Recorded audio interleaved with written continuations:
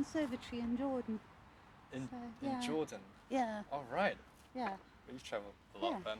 yeah. I travelled quite a bit. Okay. What did you teach there at music? I started off teaching music history, and then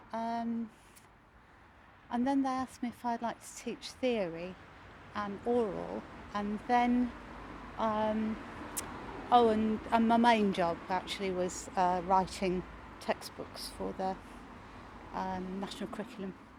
Okay. So I wrote textbooks for years 3, 4, 6, 10 and 11. And then about 6 weeks before term finished, when it was just coming up to the assessment time, both of the people who were doing the teacher training fellow, so I took over from them. So, yeah. So, do you want me to go with this? Yeah. Okay. We went to Istanbul. Have you been to Istanbul? Is everything they say exotic, full of smells, and the water everywhere you go. The Bosphorus, Golden Horn, Sea of Marmara. It's so different from every other city I've ever been to. We got there on a Saturday afternoon. It wasn't anywhere near as warm as I thought it would be for the time of year, and took the tram to Sultanahmet. I could see he wasn't coping. He had this kind of dazed look. I thought, well, it's the plane, the travelling. So I sat him down in a little bar in a back street while I went off and found us somewhere to stay. He was very nervous about finding a place. I realise now it was partly because I'm such a pleb, and he'd really have preferred some 4-star international type place with a fruit basket and a kettle. That's what he'd done before, and it made him feel safe. But I hadn't thought about that, so I just went off and found us a place. And I have to admit, I had to try half a dozen or so because it was Saturday afternoon and quite a few people come into town for the weekend. Anyway, I booked us into a fairly grotty place for the one night, and then a beautiful hotel with a room with a 4-poster bed and a Turkish quilt and a view of the Sea of Marmara, if you looked in the right direction, and a roof terrace where we had breakfast for the rest of the week.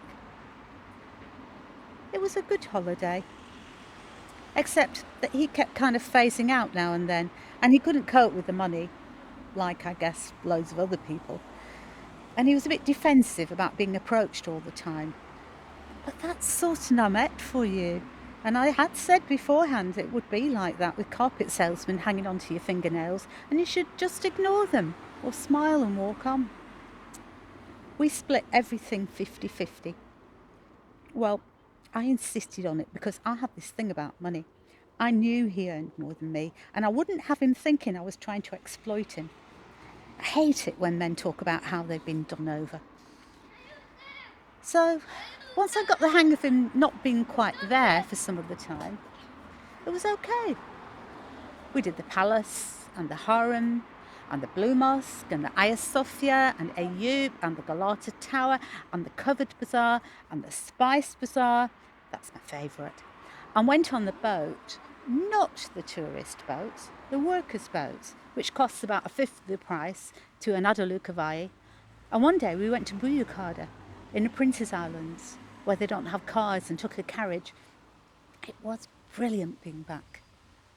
And I showed him where I used to live, in Beşiktaş, and the fish market, the Balık Bazaar, and the baths I used to go to. It got better as the week went on. One night we went back to the hotel, and the family who owned the hotel were picking berries off a tree they had, and we sat with a beer on the roof terrace watching the kids have a berry fight. He asked me if I'd ever wanted to go anywhere, somewhere I'd never been before, on holiday. And I said, Japan. Then he said, why not? we could go to Japan next year. That holiday in Istanbul was a turning point. I knew he was a bit odd, but not very odd. And he kept telling me that he was taking the tablets and he wanted to take them because he was so happy being with me. And if he didn't take them, then he would be away with the fairies. And he was such a kind man. I think he was probably one of the kindest men I've ever met.